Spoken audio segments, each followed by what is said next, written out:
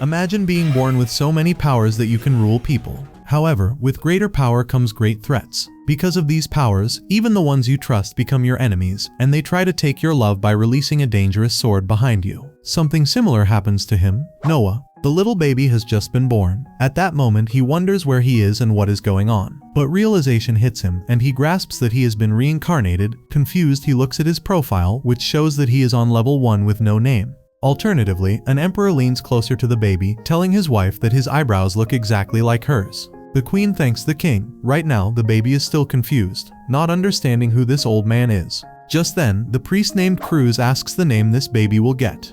Very proudly, the king picks up his son and announces that his name will be Noah Ararat,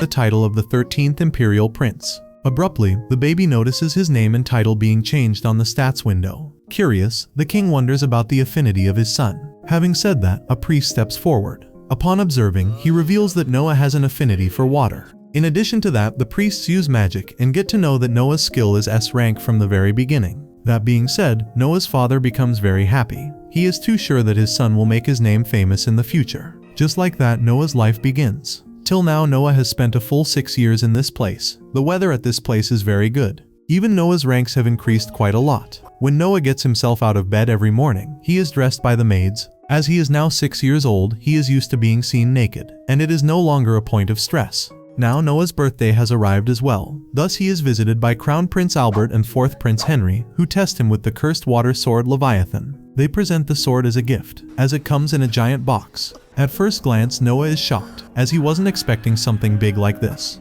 Upon opening the box, he finds a sword in it, though something very disturbing happens at that moment. From the sword, a creepy aura is coming, which sends chills down Noah's spine. Witnessing this, Noah is taken aback. However, his older brother insisted on taking the sword in his hand. Hesitant, Noah doesn't reach for the sword immediately. But not having a choice, he holds it. As soon as he touches it, Henry reveals that this sword has taken at least 20 lives because they were not worthy of becoming its master. Hey, hold up. Since Noah is a water magician, he definitely needs this sword, as an SS ranker can tackle it. Noah is furious that his brothers risked his life just for a test. He cannot oppose the Crown Prince. Without hesitation, the mean brothers leave with a fake apology for wasting Noah's time. The same night, Noah's maid Zoe, who is bathing him, seems off. Seeing her tense, Noah demands to know the reason. At first, Zoe doesn't disclose it. Desperate, Noah keeps insisting. She admits that she wants to quit the job, as her family was destroyed in the flood when spring came, and her mother lives alone, so her only option is to go to the red light district. It was unbearable for Noah to listen to all this, so he stands up, telling Zoe that her mother can work in this mansion and will be given at least 10 reins for a month by him. That being said, overwhelmed, Zoe bows down in front of him, showing her gratitude towards him. Just then, Noah runs into his butler named Dylan and asks him if he has any idea about the flood that happened this spring. Dylan was aware of it. Thus, the 13th Prince orders his butler to buy as much of the property there as he can. The butler is astounded, as this is Noah's first flood, but his plan is amazing. However, he is worried that they won't have enough money. Still, Noah assures him that he'll handle everything. With a warm smile, Dylan proceeds to do his job. Now that Noah recalls, Dylan is also from that place. After a few days, Noah's father summoned him. Turns out that he knows that his son bought an entire village. This was shocking because Noah didn't announce anything yet. So how is his father aware of this? Although the king assures him that he isn't called for a reprimanding but the opposite. After which, the next day, preparations for everything are done here. A lot of food is being carried in the carriage. At that moment, Albert meets Noah and states that he wants to talk to him privately. He mentions that the sword given to him has very excellent power within it. Even so, he has to be careful. If that sword does not choose Noah as its master, it is possible that he might lose his life. Therefore, Noah assures him that he will be careful. After completing their journey, they arrive at the flooded area. Noah looks at the area and decides to work according to the plan they decided initially. At the same time, Zoe, the maid, is overwhelmed by seeing this place. Upon investigation, they get to know that the crops here have been completely destroyed. There is nothing left to eat. In that instant, the team starts distributing the food queue-wise. When Noah tastes it, the food is so bland that it is as if it were only boiled water. Although an old man behind is grateful for this as well. No matter what the situation is, Noah is still disappointed that the Empire is distributing such food. This is when the local government officer, Lord Gerald, arrives and after inspection, comments that the food looks alright while he holds his nose shut to avoid the smell. Simultaneously, his men inform him that his portion is at the mansion. Noah couldn't control himself and confronted the local government officer, demanding to know if he hired these men for kickbacks. Geralt isn't ashamed of anything and brags that they all should be grateful that in the situation they are having something to eat at least. Having said that, Noah reminds them that getting rich off of rations intended for disaster victims is a crime. Upon hearing it, the officer gets angry since he wasn't expecting a 6-year-old to talk back like that. Enraged and humiliated, he pulls out a sword, threatening to take the life of the 13th Prince. Little does this thug know that Noah is not just a kid, but someone with an extremely strong sword. Summoning the sword, Noah's sword asks for confirmation if he is ready to take the powers. Once the 13th Prince confirms it, a weird type of energy envelopes him. But this is an evil sword, so at first it tries to stab Noah on its own. The moment Noah catches and looks at it directly with his eyes, the sword gives up and accepts Noah as its master. And in one go, Noah severs that guy's head. Its intensity is so great that a huge hole is created in the ground.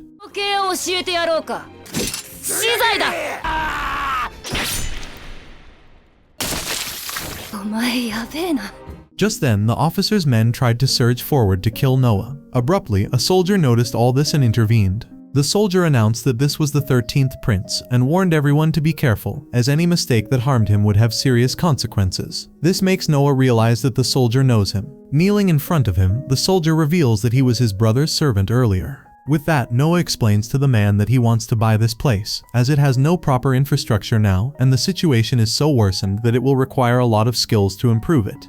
He even mentions that he killed the officer because he was insulting the food and the workers here. The soldier assures him not to worry, promising that they will handle everything. All the people here are very happy because now they are going to get good food and a place to live. Witnessing this, Noah's servants are very delighted. But in another environment, Noah's brother is way too furious. After getting back, Noah's father calls him once again, acknowledging that he sold the land and bought an entire village. To Noah's surprise, his father thanks him, as he prevented the emergence of anyone trying to take advantage of the flood. If this natural disaster had followed a man-made disaster, then it would have been a complete mess. The father even mentions Noah's new achievement of making the sword his slave. It has been some time, so the king wanted to see his abilities again. With the help of the priest, they get to know that water is now says with no plus sign. Knowing this, the king states that he would like Noah to aid him with his talents. This makes him very happy. King, the capital of the Mirrors Empire, is the center of the nation's government, the heart of its culture, and its financial center. At some point, the people began to call it the most prosperous city in the world.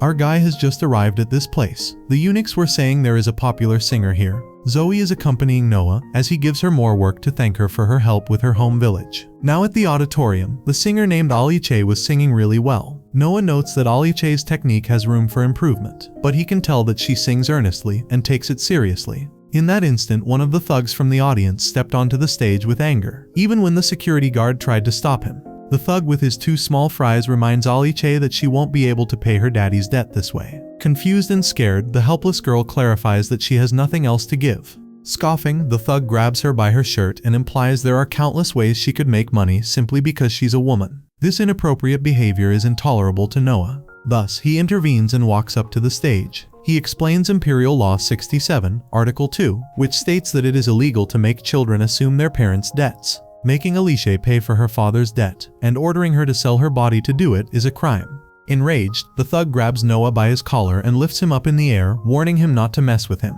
Without warning, Noah summons his sword and pushes the thug to the ground.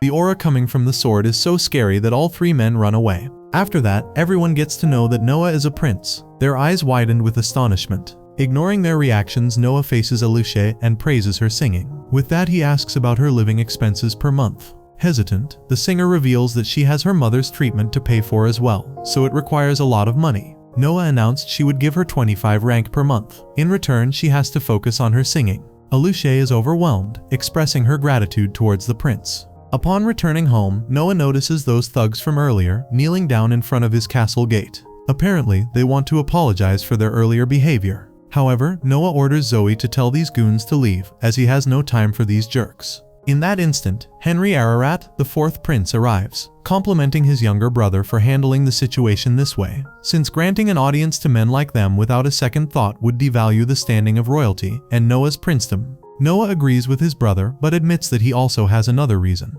Later on, he explains the whole situation to his brother in a giant hall. Henry is a little surprised to hear that Noah wants to aid a singer, though Noah felt that letting those goons think he was still angry would stop them from bothering the girl any further. Chuckling, Henry wonders aloud if the girl's singing was that good. In addition to that, he is quite impressed that Noah could think that far ahead at his age. Frank and Gary are closer to his age. They don't think that way. Henry can't help but admit that they are all children, and despite all the teaching Gary and Frank have received, they still haven't learned their manners. Both those kids are Noah's brothers. They have different mothers. Yet since Henry and Gary have the same mother, Noah supposes they have a different sort of connection. Changing the subject, Henry remarks that Noah has managed to master his sword. He asks whether it's too big for him and wonders how he even carries it. Abruptly, Noah summons his sword, leaving his brother stunned. The prince explains that his weapon was hidden on his sleeves, then demonstrates by reducing its size to make it handy. Letting out a heavy sigh, Henry calls it unprecedented, adding that that thing was isolated as a national treasure for 2 centuries, and even the records from before then mention nothing of the sort. At this point, Henry is truly amazed by his brother's abilities. Later that night, all the goons are still waiting for the prince at the gate. Henry and Noah approach these goons. At first, the leader of the thugs gets angry as he can't take it anymore, but the moment strong power strikes his body, the whole group continues kneeling down in front of the gate. Seeing the horror in their eyes, Henry understood that his brother had done something that was making these thugs go insane. Innocently, Noah confesses that he unleashed just a tiny bit of power from his sword to threaten them. After a while, Noah is welcomed by Raydock to a party where all the people cheer for him, happy to see a young and respectful prince. Curious, Raydock asks what's on his waist. Without hesitation, Noah reveals that it is a gift from the Crown Prince, called Leviathan. Having said that, the whole crowd is taken aback since this is a national treasure. Among the crowd, one of the men comments that it must be just a replica. The evil sword felt insulted, so it unleashed its power, sending intense pressure waves to toy with these people. However, Noah orders it to halt, acknowledging that it felt humiliated, but it was too much. While everyone is immensely amazed by Leviathan's power, the man who commented is on the floor, still trembling with fear. Afterwards, Noah sits on a throne. On the other hand, all the guests come to meet him one by one. A man named Byron Allen, head of the Allen Company, greets the prince. He has his daughter, Cindy Allen, with him. Instantly, Noah guesses that the girl is adopted and that he is the 2nd or 3rd generation. In addition to that, Byron's bearing is that of one who was born into a high rank. His daughter lacks that. What's more, he took in a former slave as his daughter. All the information is totally accurate, which leaves Byron utterly stunned. The funny thing is, Noah figured it out by the look she gave him. Kneeling in front of the prince, Byron admits to all of it and mentions that his adopted daughter is a very fast learner. Being impressed, Noah invites him to his castle to hear everything in detail. Just like that, the man walks off with his daughter while all the people give him envious looks, as he was the first one to be acknowledged by the prince. As they walk away, Noah tells Raydock that he already knew Byron's daughter was adopted because she had been protecting Byron ever since the first time Noah used his sword as a threat. A girl her age would normally protect herself. The next day, Noah is wandering around the area and runs into Oscar Ararat, the 8th prince. He is shocked to see his brother taking a stroll without a carriage. Oscar offers Noah to join him on a treasure hunt if he is free. Moments later, they arrive at Cobalt Street. Here, finding the real treasure among so many antiques is something any noble should be able to do. They look around for some time but don't find anything useful. Though Noah's gaze darts at a book, so he ends up buying it as it made him curious. Looking at it closely, Oscar's jaw drops. It is the Grimoire of Andrea, the legendary sorcerer. Depending on what is in it, someone could get 1,000 rins for it. The 8th prince finds it unreal, not understanding how Noah knew this was important. In reality, Noah knew nothing, yet the moment he touched it, a plus was added to his win stat.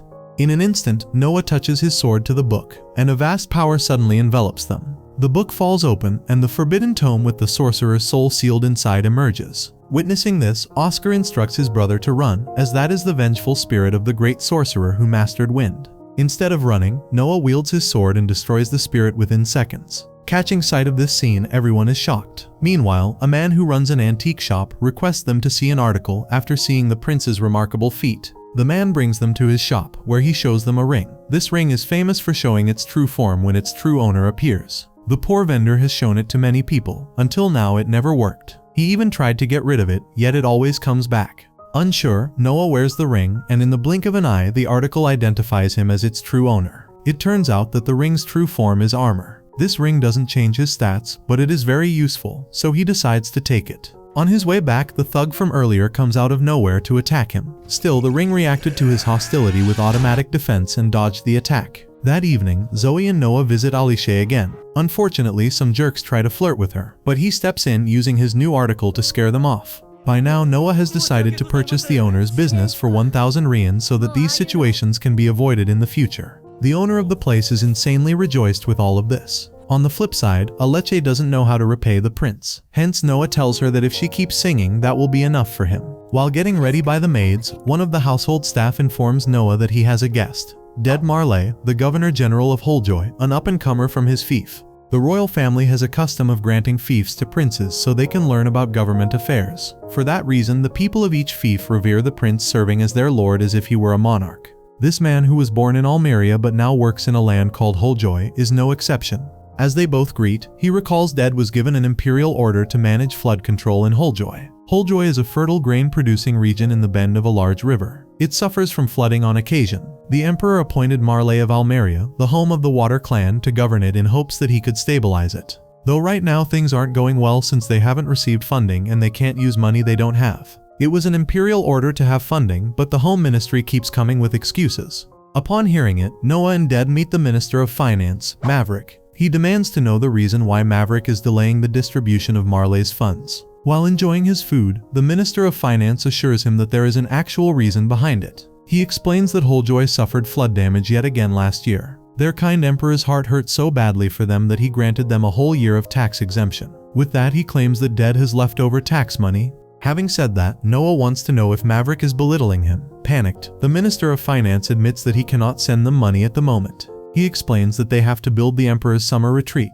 As the emperor isn't young anymore, he should be spending his summer in a land that is a bit cooler. That requires a vast amount of money. That being said, Noah orders him to shut up, declaring that Maverick is committing a grave crime against the royal family by stating that he can't hand over money just so that a villa can be created for the emperor. When Noah threatens to go and appeal to his father personally, Maverick kneels down on the ground and begs for forgiveness. With that, he promises to supply Holjoy with funding right away. Observing his skills to negotiate really impresses Dead, and he will forever be grateful that he helped them with this issue. The next morning, Noah greets his father, bowing down in respect. The emperor is proud of his son for handling yesterday's situation gracefully. Noah is taken aback, not understanding how his father knows. Though Noah doesn't think what he did was something great, it was basic human decency. According to the emperor, what comes naturally doesn't come easily. There are many slick tongues out there who know how to use flattery. Not many people can do the right thing with natural ease. Patting his head, the emperor asks his son to stand up, noticing his Leviathan, which looks pretty small. The idea that Noah has fully mastered that magic sword, considering its dark history, is something truly remarkable. The emperor believes that it would serve Noah well to learn the technique to wield it.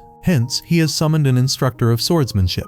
The kingdom's greatest swordsman, Damien Noble, is at Noah's service now. To observe Noah's aptitude, Damien wants to start the training right away. When the emperor allows it instantly, Noah realizes that his father really trusts the man. Taking an attacking stance, the swordsman tells Noah to come at him whenever he is ready. With trembling hands, he charges forward and strikes at Damien, who dodges the attack with his sword. While wielding Leviathan, the memories of its past owners flow into Noah's mind. Keeping all of it in mind, the sparring continues, and within a few minutes he is able to throw away the sword of the greatest swordsman of the empire to the side with the help of his treasure, Leviathan. Damien faces the emperor and apologizes to him.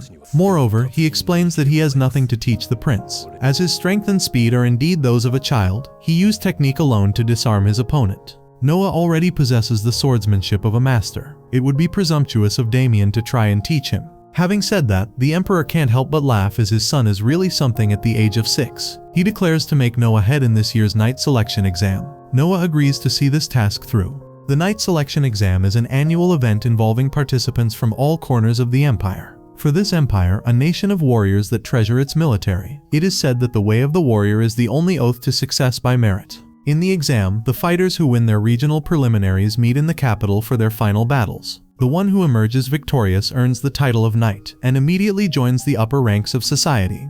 The first job of the new knight is to become a subordinate of the head judge. With a talented knight in his service, he could become even stronger. The emperor wants to know from Damien how Nea judges this event. The greatest swordsman explains that he should do it either round robin or elimination. That is the first thing that the head judge must decide. In that instant, Noah states a request. He wants to do away with the regional preliminaries and do all the judging here in the capital, before his own eyes. The empire is vast, and he can't observe all the preliminaries in every region. He wouldn't want any strong candidates to be excluded for arbitrary reasons, as he doesn't want to overlook any talents. Later on, Noah asks Zoe if there are any night selection exam participants in her village. She informs him that there is one who is their simple village's lone gateway to glory, and the only one their village sends to the exam every year.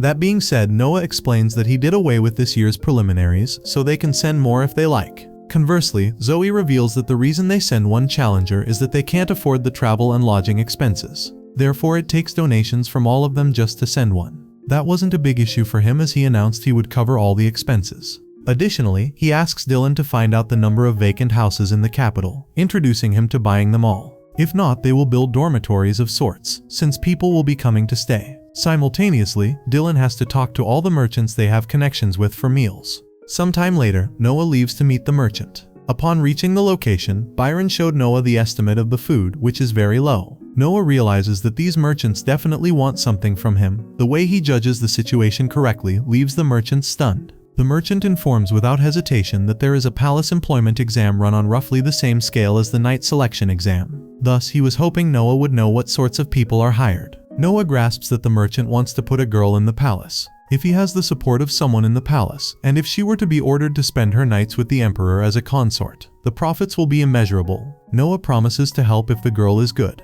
In the carriage, Noah is happy, as accepting Byron as a subordinate increased our boy's stats. However, his eyes widen with shock when he spots one of his stats going down. Panic slashes across his face. Something definitely happened in Almeria. Instantly, he instructs Zoe to ask the driver to head to the casket quickly. Without wasting any time, Noah arranges a meeting with the emperor, explaining to him about the change in Almeria. The emperor is cool about it, as if he knows something, though he claims that he merely noticed any signs. Right then, one of the emperor's men comes and informs us that there has been a rebellion in Almeria, which means his guess was right. Considering Noah's SS just dropped to S, it might look like it dropped by half, but the reality is that it only went down by one rank out of several. He believes that whatever happened is small in scale at the moment. His guesses were true, as the reports identified 5,000 rebels. Their numbers are low, and it is in his fief. Still, Now thinks that he cannot put himself down, as he is young and unfamiliar with combat. He isn't sure if the soldiers would listen to him, thus he thinks his older brother should be the one who controls this situation.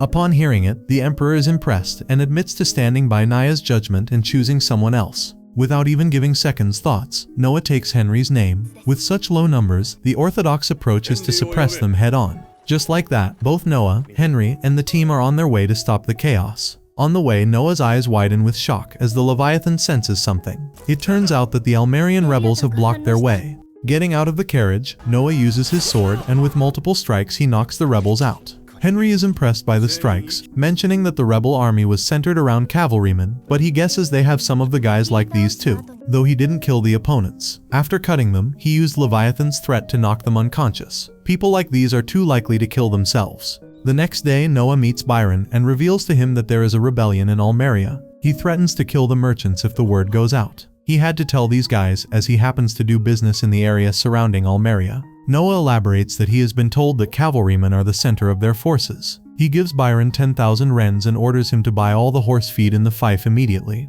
Byron suggests securing standard rations, yet Noah explains that they don't need it. War horses are not raised in Almeria. According to Henry, the rebels' horses were purchased elsewhere. There were only so many horse fees they could steal from citizens. The plan is pretty obvious. If Noah takes the soldiers' rations, they'd start looting.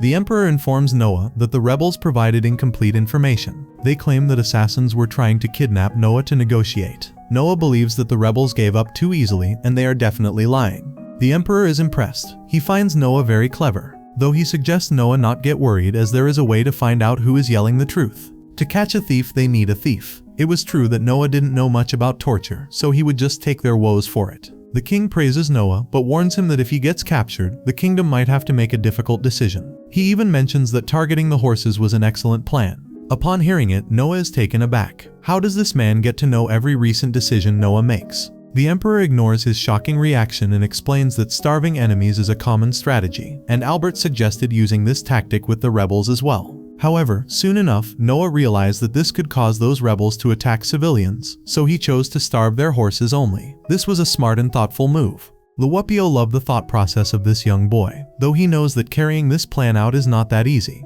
In that instant, the king announces the reward for Noah and grants permission to add a sword to Noah's crest. Noah is taken aback. He wasn't expecting this. This is a warrior nation, and adding a sword to one symbol without the emperor's permission is a grave crime punishable by death. Receiving permission from the emperor is one of the greatest honors possible. King instructed crews to issue the proclamation, making Noah feel as grateful as ever. After that, Noah heads back toward his place. On the way to his place, Byron meets the prince and explains that there are only so many types of feed designed to be transported. They know which routes will be used, thus buying them will not be hard at all. Also, regarding Carfan, the leader of the rebels, he is extremely tenacious and will do whatever it takes to achieve his goal. The merchant is certain it is nothing Noah needs to worry about, but he warns him to be very cautious. Noah questions him why he is telling him all this. At the same time, Evelyn interrupts hesitantly and informs Noah that there is a wounded man at the main door, who says he has an urgent report. At the main door, the man is very honored to meet Noah and introduces himself as a decurion serving in the Adora province of Almeria.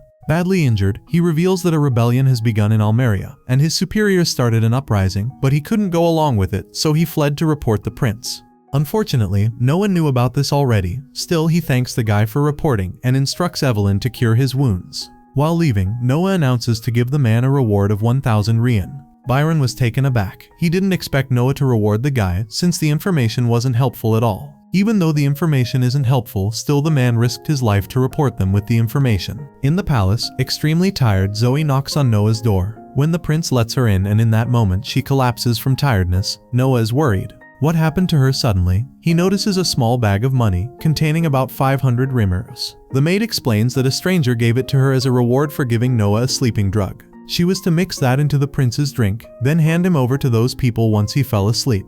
Noah realizes that they are the same rebels again and who really wanted to kidnap him, though he doesn't understand why his maid brought it to him. Zoe is loyal. She could never do this to the person who helped her mother and her village. Scared, the poor girl starts crying as she is threatened that she will be killed if she doesn't do the task. Noah understands the situation and gives a reward to Zoe. Those rebels tried to buy her betrayal for 500 real, but she didn't do it, so Noah added a 0 to that. The reward was 5,000 real, which was a lot. She cannot accept it. Noah insists, and Zoe starts crying, thanking him, realizing that he is an actual generous master. With that, Noah gives her a task. Carefully examining the bottle, he announces that he will take this drug. When he passes out, she should take him to them. Once they take him, she should immediately run away and hide, because if she stays, they will try to kill her. Zoe is stunned. She doesn't like this plan at all. Moments later, Noah was kidnapped. After a while, Noah becomes conscious. His hands and feet are tied. He sharpens his senses and comes to the conclusion that hiding his weapon was the right choice, as his enemies would have taken it. The rebels are scared, knowing this is a huge danger, and one stab with that creepy dagger and it'd be all over. Noah is confused. What dagger are they talking about? They recall Carfan's orders, being very well aware that they can't go wrong with this. However, they didn't even remove his ring. Therefore, using his ring's powers, he cuts the ropes and frees himself. His eyes have adjusted. Initially, he thought he was in a room, yet this was the back of a wagon. Pretending to be unconscious, he asks Leviathan to show him its memories. The sword shows him what happened. Noah drank the tea and passed out. The rebels kidnap him, tying his hands and feet. Not concerned about Zoe as they flee, Zoe obviously followed the prince's order and escaped. Without hesitation, the rebels put Noah into a caravan and take him away. After knowing everything, Noah steps out and confronts these men. These men are such jerks that they make fun of him, recalling that his elder brother saved him earlier, believing that a child cannot do anything on his own. Annoyed, Noah kills one of them in a single slash. They do not know that his brother never intervened. Noah did everything himself. Scared, the remaining rebels attack together. Noah uses his sword skills, killing them one by one. They cannot even touch him, let alone injure him. Soon all the rebels are knocked out. Zoe arrives with soldiers because she did not want Noah to die. Seeing him safe, she is satisfied. Zoe apologizes for not escaping as she was concerned about her prince. Even though the maid came to save Noah, Noah still handled the rebellions on his own, leaving everyone shocked. At that moment, Noah asks for the captain, who is honored to meet the 13th Prince. He instructs the captain to take care of this, as they are the ones who attacked him a few days ago. As they are being taken away, a demonic sword falls out of one of the rebels' robes. The captain is about to touch it, and Noah screams, telling him to step back immediately. Dark energy emits out of the sword. Noah realizes this might be the dagger the rebels mentioned in the wagon. Additionally, through Leviathan he can sense a curse on it as well. It might be sorcery filled with the hatred of the one who cursed it. Noah asks Leviathan if it can handle this. The sword answers with strong power, releasing a frightening energy that cuts through the clouds and heads straight toward its target. Carfin senses the danger coming his way, but it is too late. Leviathan's attack kills him right away.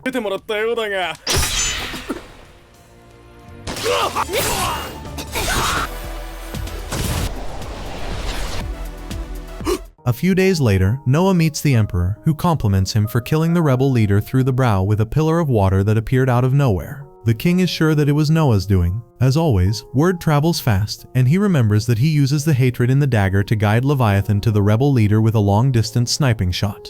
After that, the Elmerian rebels, having lost their leader, were quickly suppressed by the fourth prince, Henry. In the large hall, an official reports that nearly all those involved in plotting the uprising have been arrested, and the king's judgment is requested in deciding their punishment. The king orders that every last one of them be drawn and quartered. They will pay at once for the crime of launching a rebellion in Noah's fief. The people are satisfied with this ruthless judgment. Still, Noah steps forward and requests that the emperor to not give this punishment. Everyone is taken aback. However, Noah explains that punishment should be according to the law. According to imperial law, the rebel leader should be split in two. Third-grade supporters should be hanged, and the rest should be beheaded. Even if drawn and quartered is simply idiomatic, no such punishment exists in the laws of this empire. The emperor is enraged as the rebels destroy his son's name. But if the emperor breaks the law, it can throw Gus's supremacy into disarray. The emperor agrees, as Noah did well to catch him in his mistake. Everyone now sees Noah not as a child, but as a responsible prince. The king announces that he still wants full punishment based on law, with no leniency. The first prime minister, Noah's Hill, heard all of it, and he will handle the rest.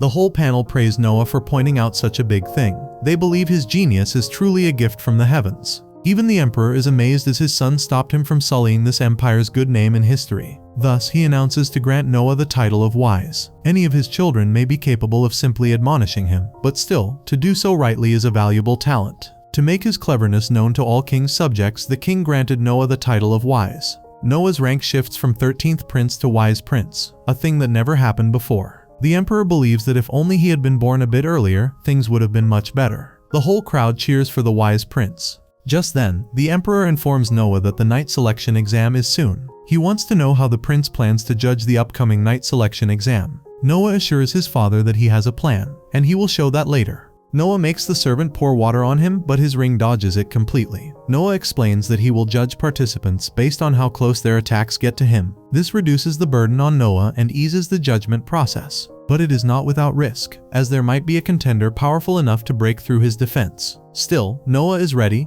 That evening, the first prime minister was talking to the emperor. Noah's Hill thinks that the king became way too touchy. However, the emperor is okay with it, as Noah not only admonishes him but also kills the enemy leader without battle and wields a terrifying magical sword. He orders crews to bring out a gift. The legends say that the true seal on Leviathan must not be broken, yet perhaps if Noah were to do it, he would need this gift. Today is the knight selection exam, where many people have come to clear this exam. The official name of the nation everyone called the empire is the Mir'Yun's Empire. Mir is an ancient word meaning warrior. Indeed, in the Mir'Yun's Empire, a nation of warriors, military might is the one and only path to merit-based success, and that success is decided by the knight selection exam. This exam draws the attention of many in the empire, but this year particularly sees a prince personally serving the head judge, which is happening for the first time in history. People have gathered at the venue in droves for a chance to see him. On the stage, Noah is enjoying his tea while reading a book. Just then, a strong-looking man comes forward to face him. As soon as he draws his sword, Noah's shield appears and blocks the attacks. It is so strong that it literally breaks the sword in half. The whole crowd is surprised. No matter how much they try, they can't even lay a finger on the prince. Unfazed, Noah finishes his tea, so Zoe brings 2 more cups for him. At the same time, the emperor and Cruz are also watching this exam. Cruz believes that this year's exam is far more exciting than the exams of the past years. However, the emperor is more concerned about the outcome. He wants Noah to select capable warriors. Thus, he is looking forward to seeing what kind of people the wise prince delivers. Right then, another examinee steps on the stage. This man gathers all his fiery powers and directly aims at the prince. The impact is so powerful that the whole crowd assumes that Noah might be too injured. When the smoke settles, Noah is literally enjoying his tea inside a barrier, and despite such a dangerous attack, he remains unscathed. The man used so much of his energy that he collapsed to his knees, being all exhausted. Disappointed, Noah notices that the sun will set soon, and supposes there are no particularly noteworthy candidates today. Now there is going to be the last test of the day. Nervous, an armored girl steps forward. After letting out a heavy sigh, she draws out her sword. The moment she does this, her expression changes. Shocking Noah, he could see that this girl is strong. Instantly the girl attacks Noah. Still, Noah's shield blocks her attack. However, the attack is so immense that the sword penetrates his shield. Motivated, she gathered all the energy in her body and finally broke it. In the heat of that moment, the girl's sword pierces through Noah's arm. Guilt spread across the girl's face. She never meant to harm the prince. The soldiers quickly grab the girl. Still, Noah orders the men to leave and demands to know her name. Ashamed of her actions, she reveals that she is Shirley Grants. To her surprise, Noah announces that she has passed this Hearing this, Shirley's eyes remain wide open. Noah never names his standards, but she is clearly an instant pass. At that moment, the audiences start murmuring. They can't believe that he is forgiving the woman who wounded him. They find the prince way too generous. Afterwards, Noah is in his palace with Shirley. He is impressed by the fine armor the girl has on her. Shirley explains that it has been passed down in her family for generations. Nervous, Shirley asks if she is really passed, curious about her sentence. Noah clarifies there is no sentence, as she wounded him by mistake. Thus she didn't do anything wrong, as he was the one who told people to attack him. Abruptly, the prince orders Shirley to use that thrust on him again. Shirley is terrified. She doesn't want to do this once again. Though Noah reminds her that if she is going to be his knight, then she has to follow his orders. Nervously, Shirley draws out her sword and prepares herself, then attacks him again. Noah uses artifact, activates, creates a shield and blocks her attack. This time, no matter how hard she tries, she is not able to budge. Noah explains that this is what could have happened if he really wanted to dodge her attack earlier. She didn't wound him by mistake. He adds that a knight's job is to follow orders. The prince wanted to see if she would execute his orders faithfully. He doesn't need a knight who is going to hold back for fear of him. She came at him in earnest twice, even after wounding him. That is why she has what it takes. Shirley is taken aback by such strong resolve from Noah, though she kneels down and vows unshakable loyalty to him for her entire life. Hearing this, Noah finds this exaggerated gesture he saw in plays, and although it is not formally recognized, it clearly shows her intentions. By now his stats have greatly increased, which means that when a person or weapon is added to him, his stats get significantly boosted. At that moment, Zoe arrives with the Emperor's doctor, Good Croy. Noah laughs, finding it a bit too much. However, the doctor treats the prince's wound, being happy that the strike didn't hurt any bones or organs. Witnessing this, Shirley is relieved. She is impressed that a cut could be treated in that way, since they have no doctors in her village. Upon hearing it, Noah is pretty surprised. What do these people do when they are sick or injured? Shirley explains that they have their elders pray for them, or exorcise the root of their illness. Croy smiles, as this is quite normal in poor villages. Noah confirms with Croy if the fastest way to become a doctor is to start as an apprentice, and gives his first order to Shirley. She has to bring the most clever, hard-working people from her village to him. With that, he asks Croy to take a few of them as his apprentices. Watching and hearing all of it, Shirley is astonished. However, the prince clarifies that he will be taking care of all the expenses and requests her to bring people who can examine villagers and work as doctors. Overwhelmed, Shirley bows down, expressing her gratitude. Noah suggests she learned more about the way of a knight, since this is not a way knights bow.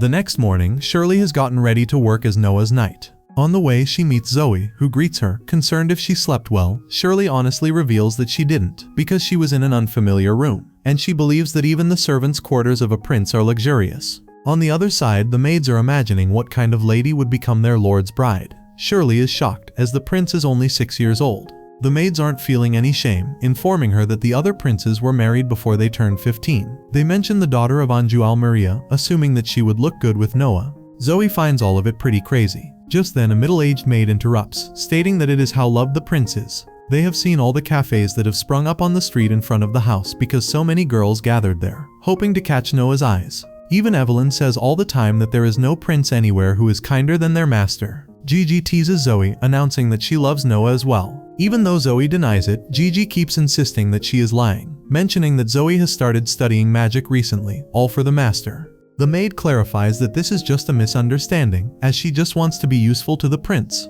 With that, she shyly leaves, while the other maids can't help but laugh at her flustered reaction. At Noah's office, a commander arrives, handing Noah the report of the knight selection exam. The commander mentions that because of Noah's screening method, all of this year's new knights are excellent. The knights have expressed their gratitude. Noah instructs the commander to tell them that he is grateful for their help in running it as well. Also, he tells Shirley to escort their guest outside. Outside, Shirley bows and thanks him for coming to meet them. Seeing this respect, the commander is stunned and assures they are both knights, so there is no need for such formality. He even realizes that the prince sent her to escort him as a part of her training. As a senior, the commander gives her a word of advice that if she stays by his side nothing will go wrong, so she should keep working hard. That evening, a grand party is taking place at the palace. Alicia is on the stage, singing a song, while Cindy Allen expresses her gratitude towards the prince for inviting her. Bayan congratulates him on the success of the night selection exam. Very kindly, the prince assures them that there is no need for all of it, suggesting they enjoy the party. He states that all merchants here are closely connected to the 13th Prince. Thus Byron decides to go and cultivate some friendships. At the same time, Alicia finishes her song and everyone praises her. All of the applause makes her smile. Seeing this, Noah also smiles. At that moment, Zoe arrives looking worried with a message. She is unsure whether she should forward this or not, but it is for him. Concerned, Noah asks her what is written on the letter. However, to their surprise, the sender's name is not written. Zoe explains that the guard said the person who delivered it ran away and that it could contain secret information, so she brought it just in case. Noah opens the letter while Shirley warns him to stay alert as her sword reacts. Noah calms them and reads the letter, which says that there is troubling movement among the remaining Almerian rebels. Zoe is enraged as these rebels haven't given up yet. Noah comes to a conclusion. Whoever delivered this has gone back to investigate undercover. He knows it was the same injured soldier from earlier who informed him about the rebels. Zoe can't help but explain that the man was great. He found out later that Noah had already learned of the rebellions, so he followed the warning without saying anything. Shirley assumes that maybe the soldier is doing this to repay the debt. However, Noah finds it dangerous because pretending to be a spy without training is dangerous. If he gets caught, he will be killed. His brother Henry must be nearby, hence he decides to send a message asking him to stop this. Later, Noah was disappointed. He got back, and as he expected, the poor guy was exposed and then tortured. He should have just talked, but he refused, so they showed no mercy. Although his brother's unit rescued him, he is still unconscious. Noah blames himself, as he should have realized it sooner. He could have stopped it. Still, Shirley assures him it is not his fault. Noah then orders Zoe to send a message to Almeria and to make sure the man does not die, no matter what he needs. Noah believes sacrificing such a loyal man for information is not right. Sometime later, when they go out to the market, Shirley is amazed by the huge market, but Noah reminds her to not get distracted as she is on duty. Noah is here to buy something for his brother Henry for suppressing the rebels and for his letter. Noah reaches the same shop from where he got his ring artifact. The owner is quite happy, as he received the shipment that Noah will like. Many huge artifacts were presented in front of him, leaving Shirley awestruck. Noah spots a covered statue and asks about it, as it doesn't feel the same as others. The owner explains it was made by the extraordinary artist Lindy. As it is a lost art row, only 2 goddess statues like this exist. Noah plans to buy it and give extra money as a reward. At that moment, the 8th Prince, Oscar Ararat, arrives. He was sure that Noah would find a worthy treasure. Seeing the glass statue, Oscar quickly recognizes that it is Lindsay's art. He reveals that he owns the first one. Having said that, Noah pushes the statue and breaks it, assuring the shop owner that the money is still his. Additionally, he asks them to spread a rumor that the second statue was broken, as this greatly increases the value of Oscar's statue. When Oscar leaves, Noah decides to choose another gift. On the way back, Shirley is still shocked that Noah broke that treasure. Though Noah believes real treasure is people, those who risk their lives to give him information, those who work hard to meet his expectations, and those who swear loyalty to him. He assures her that Shirley is one of them. Shirley never expected that Noah would include her in those people, therefore she vows to stay by his side forever. 6 years have passed. Noah, now much older, walks forward as the maids and butlers bow to him, hoping for his safety. A carriage is waiting for him outside as Zoe and Shirley walk behind him. Noah Ararat, the 12-year-old named the Wise Prince, enjoys his breakfast when he notices one of his servants looking out the window and asks her if there's a problem. Gigi answers that the line of people bringing him gifts still hasn't ended even though it's been 10 days. Noah answers that it's no big deal and it even lasted a week last year. Gigi is shocked, and the Wise Prince adds that he can't just relieve the presents and be done with it. The received items and the sender need to be recorded in detail, so it's a time-consuming task, but he's sure Evelyn will take care of it. Gigi is left in awe, but then the other servant sends her back to work. Prince Noah, who's now 12 years old, is now recognized for fully mastering the magic sword, Leviathan. By the direct imperial order, he's stationed at the Ministry of Military Affairs, which presides over the imperial army, and serving as its minister is his brother, 4th Prince Henry Ararat. Our hero pays a visit to his brother to answer his call. Henry adds that he wanted to know his opinion and tells him that he got an imperial command to send Reese to suppress a rebellion at the southern border. If the barbarians are shown any compassion, they get arrogant, so they're told to dispatch a regular army to show them their superior strength. Rhys Kiki, the direct subordinate of the Fourth Prince, who aside from his valor, is more than talented enough to lead an army and is the exceptional among the Fourth Prince's knights. Our hero turns to him and asks him how many soldiers there truly are, leaving him shocked. Rimmerus is left shocked at the question and starts stuttering. Henry realizes something is wrong and asks Rimmerus what he's hiding. Rimmerus falls to his knees and starts begging for forgiveness. Noah assures his brother that it's no big deal and confirms from him if the Ministry of Military Affairs issues funding for the Imperial forces based on the number of soldiers registered. He further adds that generals commonly register non-soldiers like merchants and collaborators and keep the excess funding for themselves. Rimmerus apologizes and the fourth brother gets angry, but Noah stops him and tells Rimmerus to stop cowering. The wise prince adds that it's within the general's authority to add new soldiers. Normally, it would be fine to register soldiers in name to serve as a deterrent. Henry agrees that showing an army of 100,000 is better even if it's not true, and praises his brother for understanding these matters. However, this time it's different. The Emperor wants a swift victory, which is why our hero wants to know the limit of their manpower. Rhys honestly answers that the number is around 2,000, and Noah tells him to make sure to actually supply that many. He then asks for a pen and paper and writes something with it. Noah hands the letter to Rhys and tells him to take it to the Ministry of Military Affairs, and they'll supply him enough to cover 2,000 more under miscellaneous expenses, and he can keep the excess. Rhys hesitates, and Noah tells him to take it and assures him that defeat will not be tolerated, leaving his brother impressed. Meanwhile, the fourth prince teases his brother for not having any war experience. Our hero is still at the first level, because it's the rule of the imperial family. Many royal babies die soon after birth. Officially, it's attributed to an epidemic, but most of them are murdered by poison with opposing powers. A prince is a valuable heir, and they aren't permitted to go to battle until adulthood or imperial order. But Henry thinks that it's better for his brother to get some experience before he starts ruling his fief. Noah remains insistent on only going if he has the imperial order, and his brother assures him that he won't have much difficulty with the magic sword. Suddenly, a kid runs into their carriage begging for help. More kids run onto the road from an alley, being chased by some men. They catch the children as they beg for help, and the villagers watch. The children continue crying for help, and Noah finally steps out of his carriage to confront them. The man thinks he's some random brat and tells him to mind his own business. Noah asks him about the registration business and their business name, reminding them that unregistered slave trading is a crime under imperial law. The thugs get offended and pull out their weapons to attack him. Right then, our hero pulls out his magic sword and in an instant defeats the thugs. The villagers are all left in awe of his swordsmanship, and the kids wonder which house he belongs to. Noah checks up on the kids, asking them if the men chasing them were the underground slave traders. The kid bursts into tears, telling him how they told him he'd be worth good money. Right then, an old man interrupts them, greeting the wise prince. He adds that he lives off of kids like these and tries to introduce himself. But then he refuses to reveal his name, saying that he works for the first prince, Gilbert. Noah knows that the old man is threatening him with the first prince's backing. He takes a look around at the villagers, and the old man tells him to turn a blind eye to everything he just saw. Noah asks his brother if he knows the old man, but Henry doesn't recognize him. The wise prince stares into the old man's eyes with a penetrating gaze, and the old man suddenly collapses. Noah then turns to the villagers, addressing them about how the old man falsely claimed to serve the first prince. He adds that the others may be fooled, but he and his brother will not be fooled. The villagers wonder who these two brothers are, and then someone from the crowd announces that he recognizes them.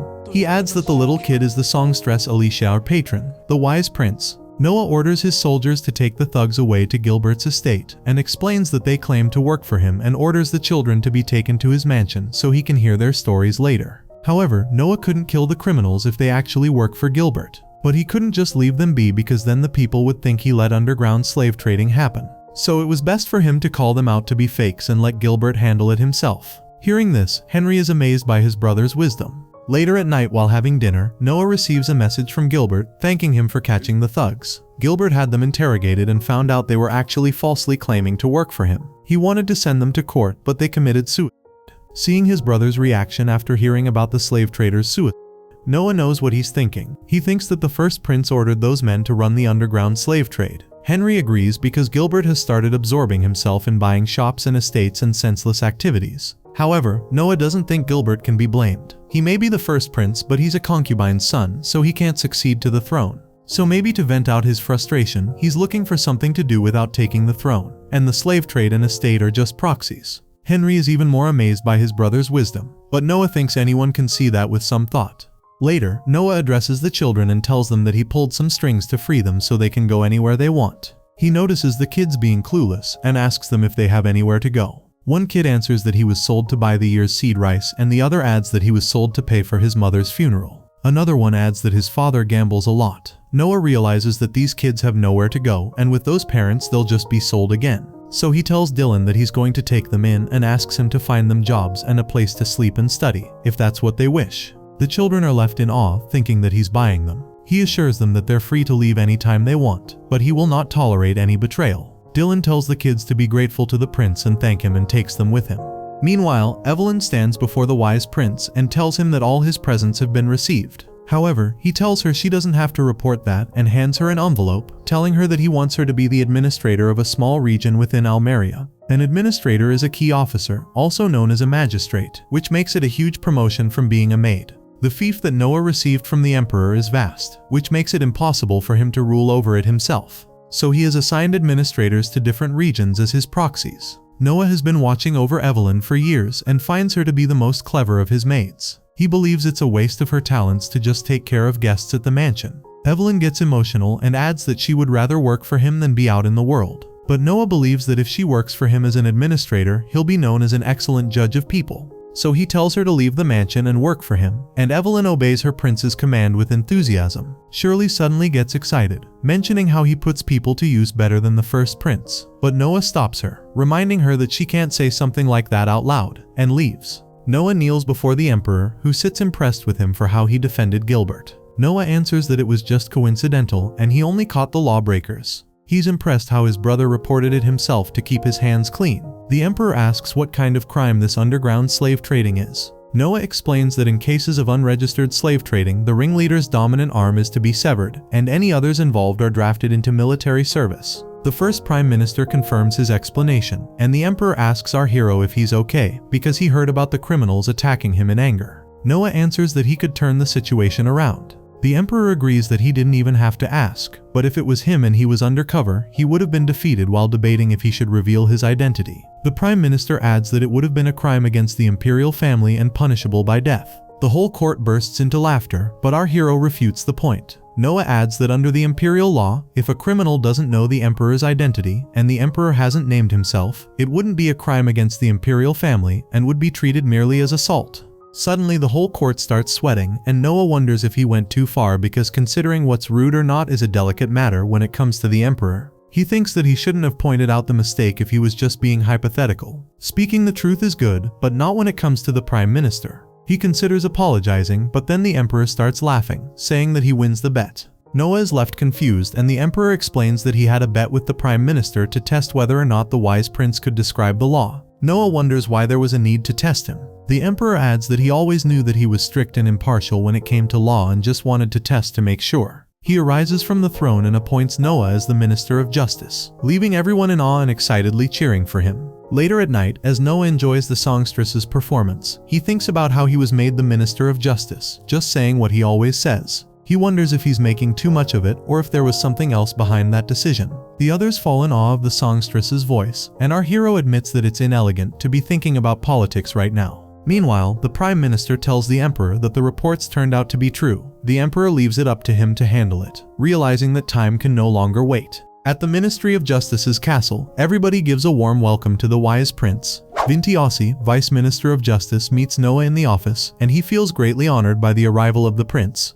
Curious, Noah asks Vini about his duties. He wants a rough outline. The Vice Minister explains that Noah has two primary duties. First is the coordination of all courthouses across the empire. Their ministry also tries many cases that occur in the capital, and as with the rebellion 6 years ago, it is customary for the ministry or the emperor himself to judge those who commit serious crimes such as insurrection. In other words, the ministry also functions as a common courthouse. After understanding this, Noah demands to know if they try cases as well. This question makes the vice minister a little nervous, though he admits that it depends on the cases. That being said, the wise prince inquires about the amount they take in bribes. Vinny clarifies that he does no such things. Conversely, Noah doesn't want to accuse someone but just wants to know the real story. He promises to forget it as soon as he leaves this room. Not having much of a choice, Vin reveals he personally doesn't accept many bribes, a few hundred rien annually. He claims to have his rules. Those beneath him accept at least 10 times that much. Vinner himself doesn't accept bribes in cases of murder, as it is too easily exposed. If the accuser bears a grudge, Vinner could become a target for revenge, leading to irreparable damage. He accepts bribes only in cases that could easily go in either direction. Upon hearing it, Noah hands Vinny a scroll, announcing to give him 5,000 reams a year, assuming he takes 500 in general, though he has a condition that the vice minister won't accept bribes while Noah is here. The wise prince wants to live up to the emperor's expectations, so he will do whatever it takes. Seeing Noah's honesty and enthusiasm, Vinny assures Noah that he doesn't need extra money and he will stop accepting bribes. Noah should be suspicious of any ulterior motives. However, he decides to let it go and hopes that Vinny will work for him with pure honesty. Later on, Oscar arranged a grand celebration for Noah. While the 8th prince is happy, since after Henry, Noah is the second minister prince in all of the emperor's 50-year region. When Oscar notices that his little brother looks uneasy, he asks the reason. Noah clarifies that it isn't that, and he is just thinking about why the emperor appointed them as a minister. Oscar believes that this happened because Noah is very dear to the king. Noah can't completely rule that out. In Henry's case, he had the legitimate reason of suppressing the rebellion.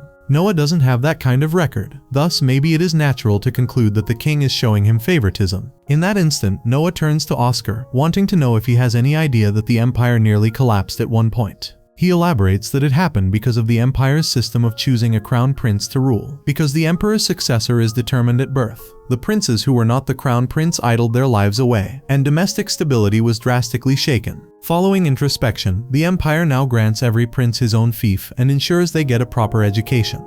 Oscar is confused. What does that have to do with this? Immediately, Noah asks whether Oscar doesn't think appointing him as a minister goes far beyond mere education. It dawns on Oscar, and he abruptly stands up. It is pretty evident that the king wants to make Noah the crown prince. Just then, Oscar's man comes with some information. He has received a report from a eunuch he has bought off. The emperor intends to name Oscar Minister Prince of Finance at tomorrow's morning assembly. On the other hand, an army of soldiers arrested 167 people, including Keats. They intended to pressure the king into abdicating and once he was deposed as emperor, have the crown prince assume the throne. They confessed to the very plot the king's intel indicated, and now everything is being reported to the king. The king assumes that the crown prince is involved in this matter, believing that he can no longer wait, as he has been a crown prince for 30 years of the emperor's 50-year reign. Noise Hill reminds him that there is no evidence of Albert's involvement. Thus the king assures him that he won't do anything to the crown prince, though this Keats man will be executed, and that will be the end of it. With that, he demands to know from Noise Hill about the update of Oscar's incident. Noise Hill explains that he sent out a eunuch who is friends with the 8th prince. It would seem Oscar was aware of the situation. He adds that Noah was with him as well. The king believes that it must have been Noah who caught on to his intentions. According to the report, the king is very puzzled. Which of his sons is worthy of succeeding him? Whatever the case is, he will figure this out if any of them overcome his trial. A new day begins. Noah gets to know from Viney about the people in the attempted insurrection. All these people are close to the crown prince. At this point, anyone would conclude that this was a revolt led by the crown prince's faction. Under imperial law, if one of the imperial family commits a crime, there are provisions that ensure their penalty is light. But there is one exception: insurrection. If any imperial member commits such a crime, they will be cut in half at the waist, be they leader or accomplice. It is like a mystery, considering that so many of Albert's people were involved. How was he not aware of this? Although the crown prince's insurrection and execution would be a massive scandal that shakes the very foundation of the empire. Curious, Noah asks Viney about the king's remarks on this. The vice minister explains that the king suggested focusing on the relevant law and punishing those involved accordingly. That being said, Noah understands the king's intention and decides to pass his judgment. Later on, Noah meets his father, explaining that he has decided how to sentence the insurgents. From among those who were arrested, the leader will be cut in half at the waist, and the accomplices will be executed. The fact that the king limited it only to those arrested must mean that he currently has no intention of bringing Albert into this. Upon hearing it, the king is impressed by his job and asks Cruz to add 1,000 reinem to his annual salary. Noah knows this is not a feat worthy of a reward, and the king really didn't want to get Albert involved in this. Moments later, Noah arrives at the Ministry of Justice castle. However, something brutal has happened there. The guards have been attacked, and the intruders are still inside the castle. Instantly, Noah orders Shirley for reinforcement. He was about to tell her to ask his brother at the Ministry of Military Affairs to be here. Yet the timing is pretty suspicious, hence he instructs her to gather their allies only. He clarifies not to let anyone inside or outside the mansion other than him, not even the other princes. With his weapon, Noah enters the mansion, instructing all the officials to stand down. At the office, Noah runs into a cloaked man who is killing one of the prince's guards. The man immediately commits to avoid the interrogation.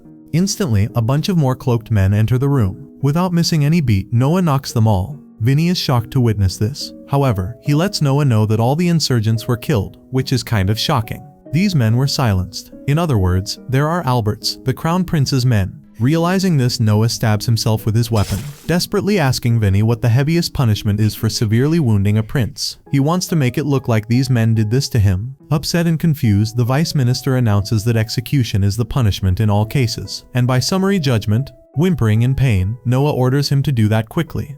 Afterwards, while Noah is being treated by the doctors, Vinny informs him that the execution has been carried out. The wise prince takes a sigh of relief now that this whole matter is over. This was a risky situation. One misstep would have destroyed the whole empire. The next morning, the king summoned Noah to meet him. Noah is pretty ashamed at his failure. However, King believes that he is not the only one who should be blamed. Still, to think that they wounded a man of Noah's caliber makes the emperor a little shocked and disappointed. He is shocked that those men were so capable.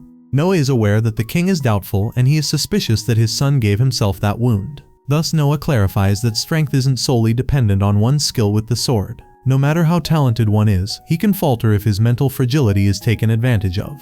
That being said, the king expresses how proud he is to have a son he can present to all. It appears he understands the amount of thought Noah put into handling that. The king wishes all his sons were like Noah. While walking with the wise prince, the king gives Noah the hint that he doesn't trust the crown prince anymore. It was understandable that the poor old man couldn't do anything about it, because the very act of forsaking the crown prince would tarnish his own reputation in his later years. Just then, Noah asks a favor from the king. He acknowledges that his father appointed him, Oscar, and Henry as minister princes, but this is their first time, so he fears some aspects of it will be handled poorly somewhere down the line. Therefore, he wants the king to appoint someone to coordinate all of them. Noah is proposing the establishment of a new role known as the Prime Minister Prince, and he would like Albert to fill that role. King refuses this idea and orders Noah to leave. The moment the king begins to walk away, Noah admits that he can understand why his brother feels impatient, as he has been the crown prince for 30 years. The king can't take that risk as he is scared that the prime minister might dismiss an important matter, and it never reaches the king at all since that position is still above the rank of the other ministers. To prevent that, Noah suggests that each minister prince will have the right to file a direct appeal. This will stop the crown prince from holding any actual power. It doesn't matter if the prime minister prince's role has any substance due to the fact that it will be no more than a title. The king loves the idea and thanks Noah for the counseling. He feels that it is truly a shame that the wise prince wasn't born earlier.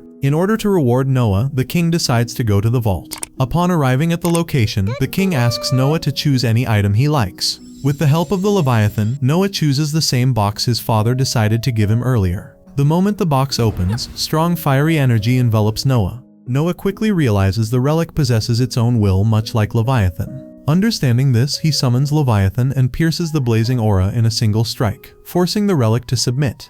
The flames vanish, leaving a ring called Luthier in his palm. After binding it, Noah's fire magic increases significantly, astonishing the emperor, though he has come to expect the extraordinary from Noah. When offered targets to test the artifact, Noah instead leads the emperor to a forest and activates Luthier by directing its flames at himself. The emperor briefly panics, but Noah calmly explains he wants to compare Luthier's power to Leviathan. As predicted, Leviathan proves slightly stronger, allowing Noah to control the flames while limiting their range to keep the emperor safe. Impressed by his immediate mastery, the emperor officially grants Luthier to Noah for the empire's benefit. Soon after, Noah returns as Minister of Justice to judge a case involving Graham's nephew, who murdered an innocent citizen without cause. Graham offers to take responsibility for his nephew's crime and proposes paying a massive penalty of 30,000 rimerus. However, Noah explains that accepting the payment would be illegal because Graham himself committed no offense. Under imperial law, a parent cannot be punished for a child's crimes, just as children cannot be punished for their parents' sins. The emperor agrees, believing Graham likely offered the money simply to smooth things over. Although the emperor jokingly suggests changing the law to allow voluntary fines, Noah warns this would set a dangerous precedent, encouraging people to believe any crime could be erased with enough money. While he admits the treasury needs funds, he insists the empire must obtain them honorably. Impressed by his reasoning, the emperor appoints Noah as premier advisor. Noah then proposes raising funds by selling honorary titles for 1,000 rena, attracting wealthy individuals seeking prestige. The emperor immediately orders the plan to begin. However, when he steps outside, he notices a small crowd gathered around the hole he created earlier. At that moment, a man named Shizu approaches him and explains that the spectators are simply curious, unable to understand how the ground had melted in such a strange way. Apparently, one curious person even slipped and fell inside while trying to inspect it, which Noah cannot help but find a little amusing. He then gives Shizu a pouch of coins, instructing him to pay all medical expenses for the unfortunate man since the accident was ultimately his responsibility. Shizu gratefully thanks Noah, remarking that he is still as generous as ever. Right then Noah spots that Shizu is holding something in his arms, so he asks what he's got there, and Shizu explains it's a box packed with rhino beetles. Obviously, the 16th Prince likes watching them clash, so he had a few caught for his entertainment. Noah finds the idea of creatures battling fascinating, so during the carriage ride back, he experiments with Leviathan and Luthier, asking them to fight. They shrink into tiny forms and begin sparring, with Leviathan maintaining a slight edge and winning the first round. A maid witnesses the fight, apologizes for intruding, and Noah allows her to keep watching, noting Luthier is eager for a rematch. Noah soon realizes observing their battles increases his own stats, and after a dozen more fights, Luthier finally overpowers Leviathan. His level rises again, and Luthier's rank improves, proving his artifacts can grow stronger through combat while he gains experience. Zoe is stunned at the potential for endless leveling, though Noah notes the required experience scales with each level. Later, Henry arrives to inform Noah of his first official mission, clearing a nearby monster nest. Using a magic box to calculate troop needs, it astonishingly declares Noah alone is sufficient, surprising Henry but confirming Noah's extraordinary power. Later that afternoon, Noah is seated in his study, flipping through a book when he's abruptly told that someone has arrived to see him. So he sets the book aside and allows the visitor to enter.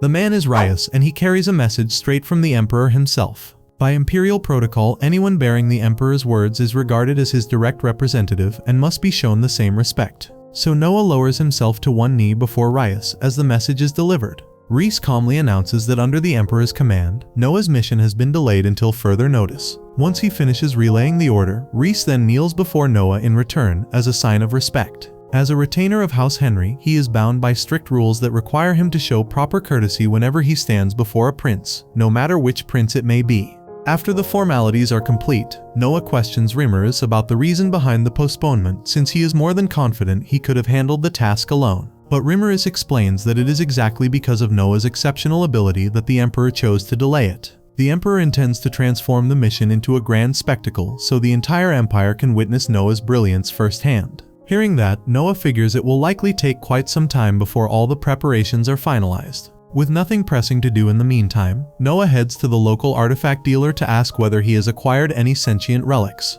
Unfortunately, the merchant admits he hasn't encountered anything of that sort. Though disappointed, Noah wasn't expecting it to be easy to find such a rare item, so he leaves the man with a pouch of coins and instructs him to stay alert for anything matching that description. He even promises a generous bonus if something worthwhile turns up. Just as Noah prepares to return home, a disturbance near the market entrance catches his attention. A man's aggressively pressuring a shopkeeper because the owner refused to sell him an item that had already been reserved by someone else. Delame was infamous for pulling stunts like this, yet none of the merchants dared interfere because his position effectively placed him beyond consequences. Suddenly, Noah calls out sharply for him to stop, and the moment Delame sees him, he immediately recognizes the 13th Prince, though his expression shows little concern. Noah states plainly that what he just did qualifies as intimidation, which is a punishable offense. Delame responds without hesitation, revealing that he serves under Prince Gilbert's household. So under imperial law, he cannot be prosecuted for anything short of murder or treason. In other words, even Noah lacks the authority to discipline him over something as trivial as threatening a few shopkeepers. Noah is fully aware that Delame isn't lying, and under normal circumstances there truly wouldn't be a thing Noah could do to discipline him. But then it clicks in his mind that rule about imperial household members having to show proper respect to every prince they encounter. And honestly, that alone is more than enough grounds for Noah to charge Delame with blatant disrespect toward the royal family, so he immediately orders Shirley to seize him, and while she has him slammed face down against the dirt, Noah asks if anyone nearby has something suitable for punishment. Since the shop owners despise Delame with a passion, one of them doesn't hesitate for a second before producing a whip. Not long after, Delame is bound tightly to a wooden stake, and Shirley turns to Noah, asking how many lashes she intends to administer. Noah replies that if Gilbert ever discovered one of his subordinates abusing borrowed authority to terrorize civilians, he would unquestionably impose the death penalty. So that is precisely the sentence Delame will receive. After a brutally long and agonizing round of lashes, Delame is officially declared dead. Noah feels no remorse whatsoever. Yet he understands that he may have crossed a line since Dalim technically belonged to Gilbert's faction. Noah decides to personally visit Gilbert's estate to offer an apology, instructing Shirley to place him in handcuffs to make the gesture more convincing. At Gilbert's residence, Noah carefully recounts the incident and apologizes for carrying out a severe judgment without consultation. Gilbert, however, remains surprisingly calm, assuring Noah he did nothing wrong. He explains that Dalim was never of real value, and that Noah's action actually spared him embarrassment by eliminating a reckless man acting under a prince's name. With that, Gilbert officially absolves Noah of any wrongdoing. As they leave, Shirley questions the need for the self-imposed handcuffs, but Noah quietly explains that Gilbert had been furious the entire time, and the immediate apology prevented him from acting on his anger. The next morning, Noah is summoned by a member of the imperial family and meets Don, who expresses his wish to serve under Noah. Sensing something suspicious, Noah orders a thorough background investigation before accepting him. A while later, Don completes his background check on Don. As Noah suspected, both Don and his parents are loyal to Gilbert, confirming that Gilbert sent him as a planted informant. Attendants of a prince typically follow strict rules about associations, often marrying within their circle and raising children devoted to the same prince. Don is one such child. Even though no one knows he is a spy, Noah tells Dylan to keep the matter quiet, as it may prove useful later. Dylan is amazed that Noah discerned Don's true role immediately, though Noah had only noticed that Don's stats did not rise after being granted permission to serve, indicating insincere loyalty. Meanwhile, Dylan reports that the merchant watching for rare relics has arrived with something of interest. When brought in, the merchant presents a massive portrait.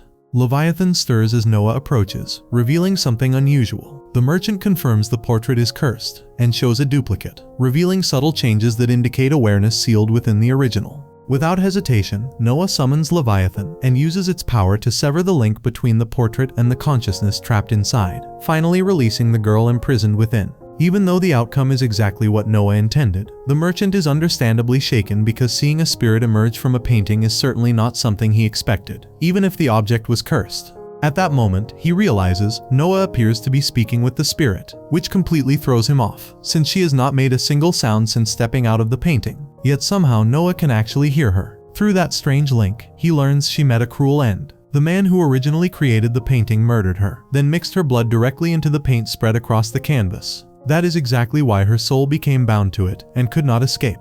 Even so, being a spirit does not leave her with many options about her future. So Noah calmly offers her a place by his side if she pledges loyalty to him, and she accepts without hesitation. With a new magical subordinate secured, Noah's earth magic stat rises noticeably, but that is only part of what she brings to the table. Her name is Huawa, and she possesses the ability to mimic the form of anything or anyone she has previously seen. To demonstrate, she instantly transforms into the shop owner's exact appearance. The owner stands frozen, staring at a perfect duplicate of himself, barely able to process what he is seeing. Yet her abilities do not stop there. Noah combines her power with the effect of his ring, and her ghostly body partially solidifies. This allows the owner to grasp one of Huawa's hands while the other remains intangible. An ability that is flexible is bound to be incredibly valuable someday. So Noah expresses his appreciation and tells the owner he will pay whatever price he asks as long as he continues searching for rare artifacts like this one. The man eagerly agrees. Not long after, Byron arrives unexpectedly, catching Noah off guard since he never requested any deliveries and certainly did not expect this haul. Byron explains that it is simply his way of showing gratitude, because thanks to Noah, Ada secured a servant position within the palace and has already been promoted to attendant status, meaning she now shares the emperor's bed, which is considered an immense honor.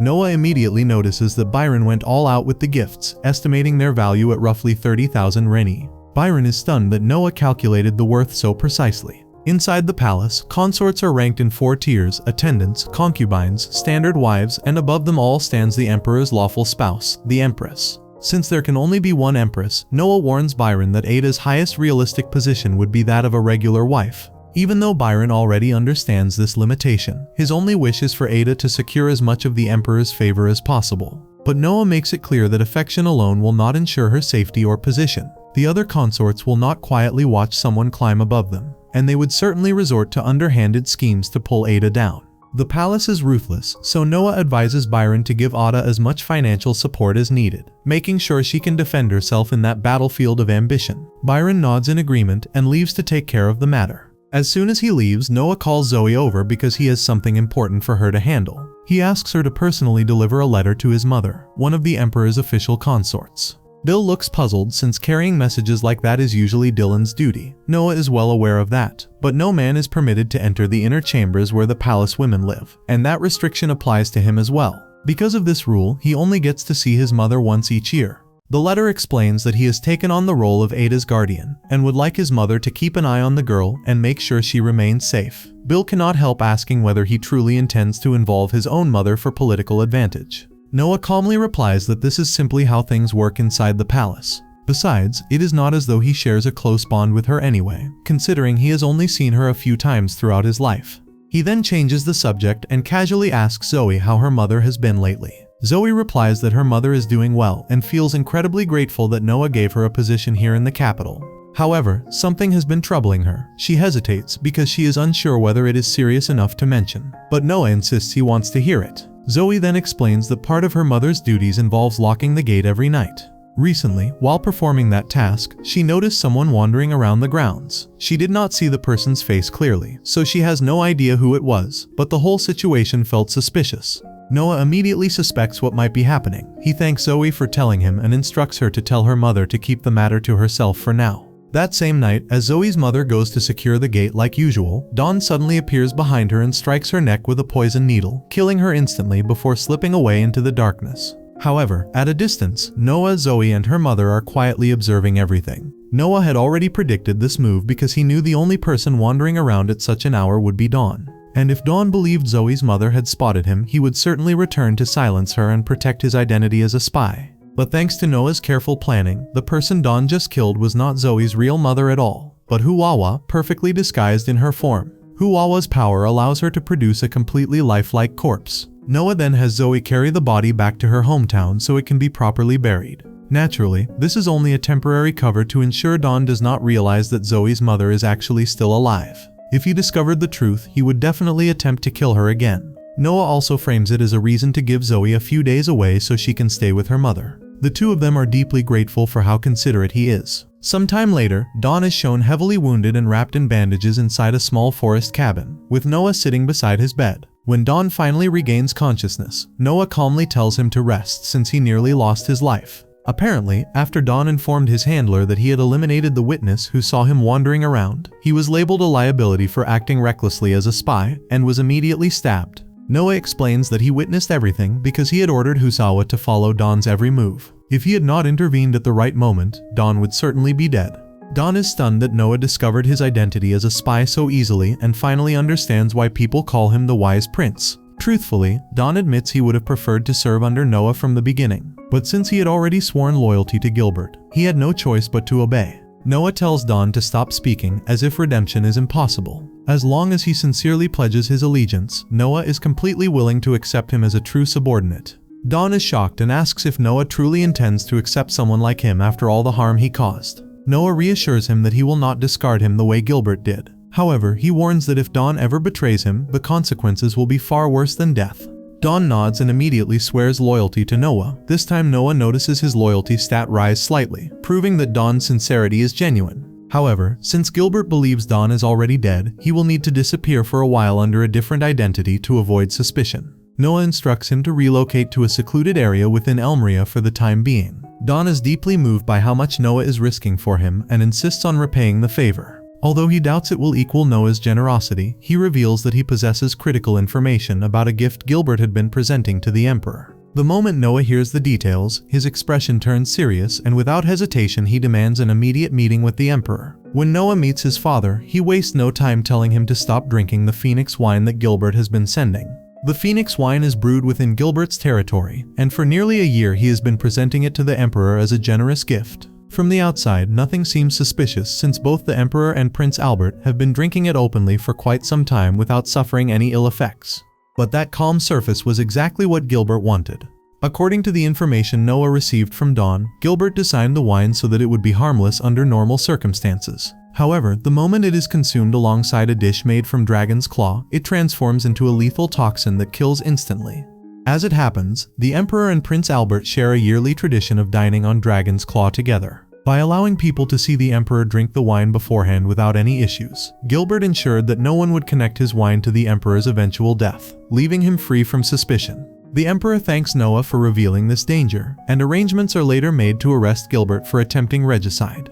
With that resolved, Noah believes his task is complete and prepares to leave. Yet something about the situation bothers him, because it seems strange that the Emperor, with his vast intelligence network, would not already know about such a scheme. In reality, the Emperor had known about Gilbert's plan from the very beginning. He had quietly replaced every bottle of Gilbert's wine with identical substitutes to protect himself. However, Noah uncovering the truth and reporting it was not something he expected. After ruling for many years, the Emperor understands that countless people would gladly see him dead in order to claim the throne. But Noah is clearly not one of them, and that loyalty brings him comfort. From that day onward, he appointed Noah as Vice Minister of Military Affairs in addition to his current role as Minister of Justice. He was also named Noah Governor General of the First Army. Finally, he declares that if any prince ever succeeds in killing him, he expects Noah to march on the capital with the Imperial Army. And once the city is secured, Noah will have full authority to decide who will ascend as the next emperor. Noah informs the Emperor that the documents connected to the murder plot were found hidden in the underground rooms of Gilbert's mansion.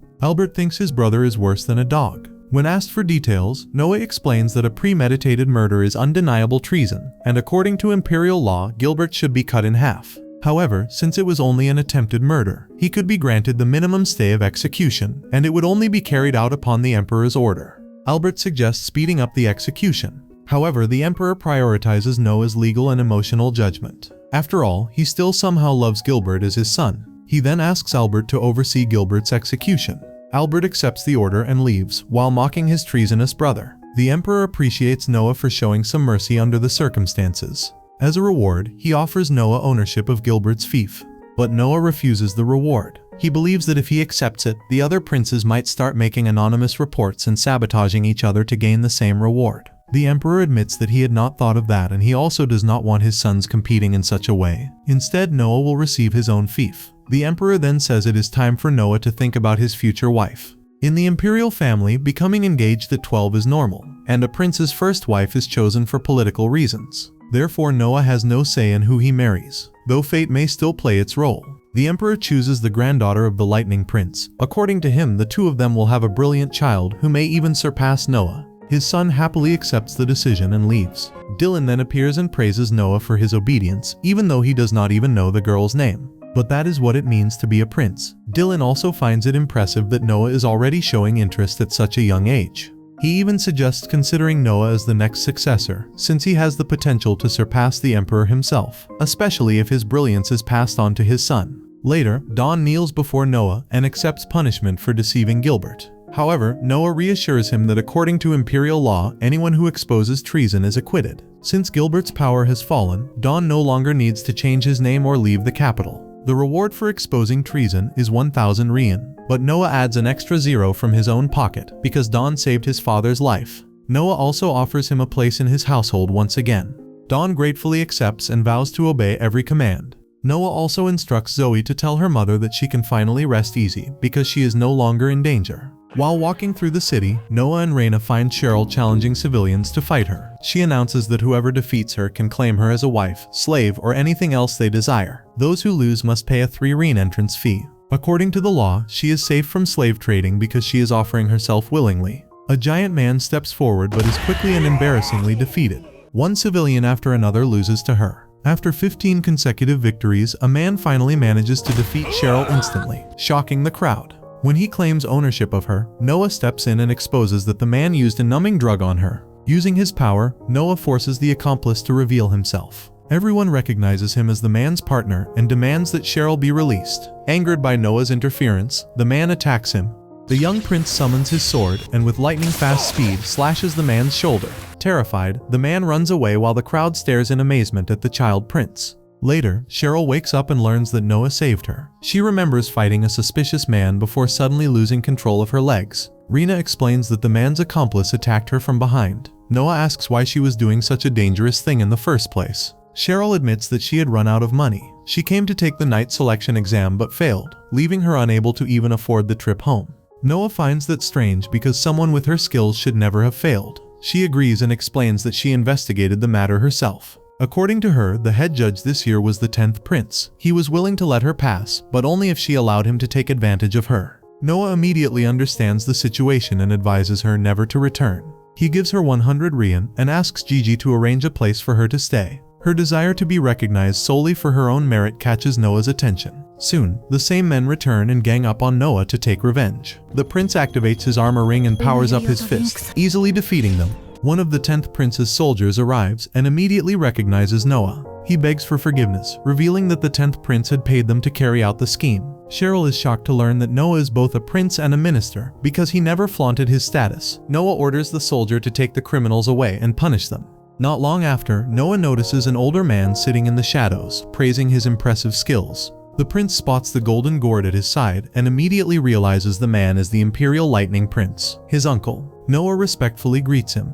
Years ago, when the current emperor first took the throne, the empire was in chaos because he was still young. The Lightning Prince served as Prince Regent and stood at the center of power. 5 years later, after helping stabilize the empire, he stepped aside and returned to his fief, earning the title of Lightning for his achievements.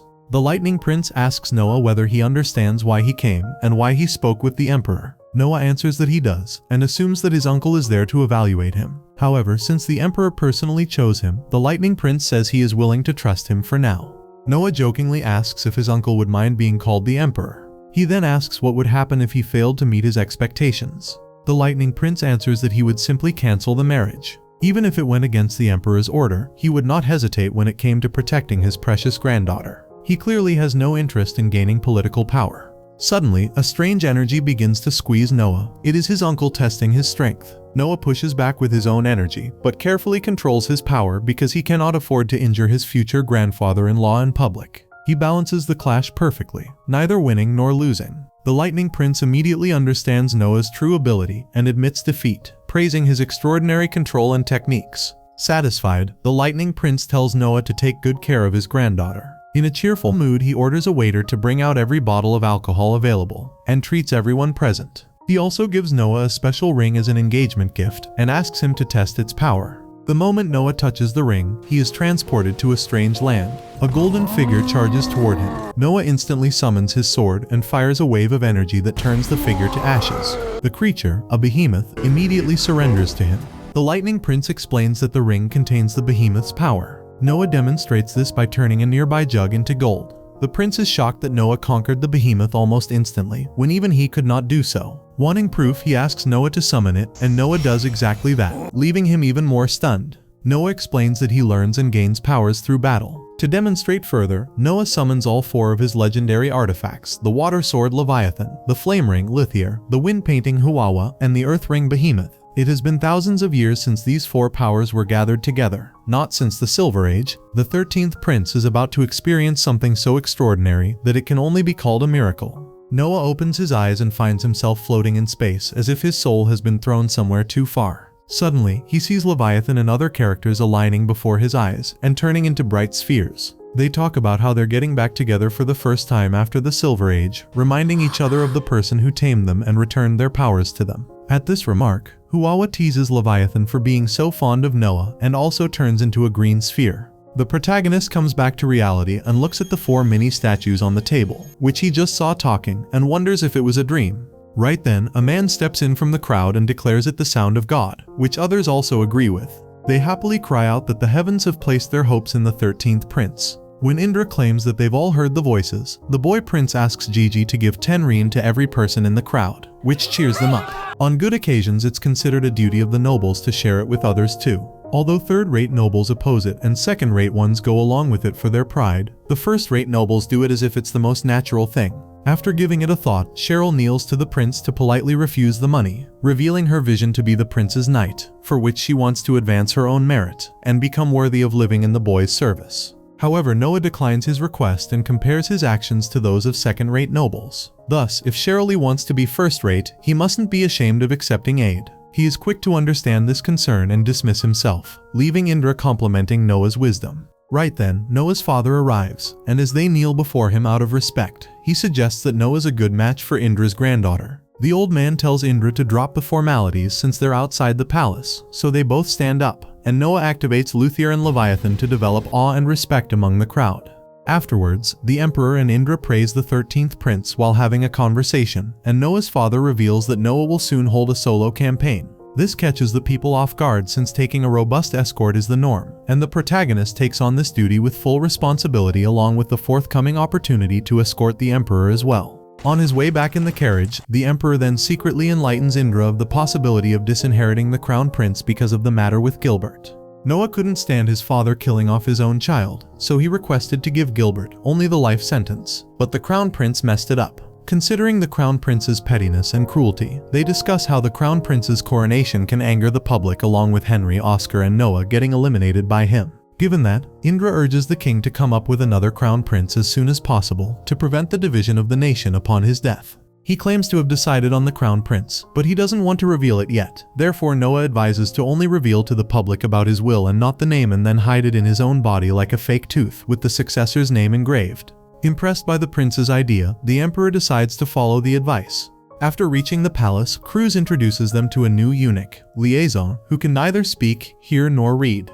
Once Cruz is gone, Noah advises the king that the command of their full military should be returned to his majesty, including Henry's post as the Minister Prince of Military Affairs and Noah's as Governor General of the 1st Imperial Guard, so he can handle the situation if anyone refuses to accept the will in the future. After the emperor awards the protagonist with this letter for the position, he asks Liaison through sign language to deliver Henry's will. As for the matter of disinheritance of the crown prince, Noah leaves it to the king, but asks him to let Albert remain a prince if not the crown prince. When they notice the amount of mistakes and the hint of hesitation in the handwriting of the king while writing his will for Albert, Noah advises to not rewrite it so that Albert can understand his majesty's feelings. When the eunuch is handed the will for Albert, the prince notices the change in his expression after taking a look at the letter. Thus, he immediately stops Liaison. Upon his attempt to escape, Noah knocks him down with magic and recommends executing him at once for lying and sullying the imperial court. Noah's father suggests questioning the eunuch first, but our boy fears that some prince can be behind this, thus they decide not to do that. After being told to continue serving as the Minister Prince of Justice, Noah states he will only reduce 6 months of Cruz's pay for his negligence. After Noishill reports the execution of the liaison to the emperor, His Majesty asks him about Leviathan. The man states that he was one of the sages who lent their powers to the emperor during the Silver Age. At this information, the king mentions that Leviathan might be lending his powers to Noah as well, which makes the man really happy about Noah's abilities. The next morning, when Shirley is escorting Noah's carriage, she senses some tension in the prince's mood, at which point she is about to take out her sword. However, assuring that it is not a life-threatening challenge, he reveals that they're heading to Albert's mansion. Under the spotlight of a great stage, Alake sings a song while reminiscing about her memories with the 13th Prince. On the other hand, Noah arrives at the Crown Prince's mansion and requests to have the conversation in the garden that is kept by a famous gardener, Torrent. While he's admiring the beauty of the garden, Albert tells him about a tree he got as a gift. Revealing that he's spent over 50,000 rein on it, he promises to give it to the protagonist as a second gift for identifying its value. Albert then asks him about the first gift, the magic sword, which he gave to Noah just as a gift, but he's happy to have handed it over to a righteous person. After a pause, Noah informs the Crown Prince that His Majesty wants Albert to accompany him in his trip to the north this summer. In the past summers, Albert would stay behind to rule the kingdom in the absence of the king in order to have more government duties over time as a future emperor. When Albert questions this decision, Noah adds that it's to give Albert more education on the essence of ruling. However, the real reason is to keep him close in order not to worry about his rulings back home. Before returning to his residence, Shirley accompanies Noah to Alekinzi's performance. Later at night, Zoe informs him about a guest named Olivia Coyle. Upon getting the permission to enter the room, Olivia informs him about Albert's plan to lead a coup tonight to abdicate the king from the throne. The late-night visitor, Olivia Coyle, tips off the 13th Prince with devastating news of the Crown Prince's plan to abdicate the emperor from his throne tonight. To check the authenticity of the news, Noah demands her source, which she claims to be the daughter of Coyle, the butler of Gilbert.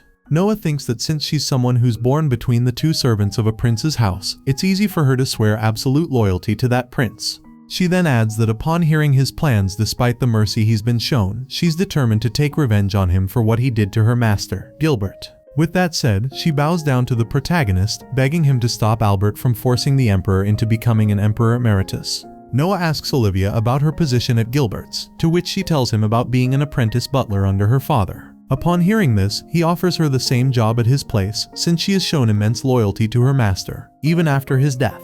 Seeing his wisdom, she immediately accepts the offer. Later at night, the prince leaves his residence alone on his horse, despite Gigi's insistence on accompanying him in his carriage. he heads straight to the Ministry of Military Affairs to stop Albert, where 1,000 men are stationed there permanently to obey the commands of their superior officer without any objection. The Crown Prince motivates the soldiers by saying that His Majesty has forgotten to flow for far too long, like stagnant water, and as a result, disloyal treacherous retainers have gathered around him to rot the country like vermin. Right then, Noah reaches there and asks his brother to refrain from doing anything senseless, as it will only ruin him. Confused about how the word got to him, the Crown Prince refuses to just die while sitting around doing nothing.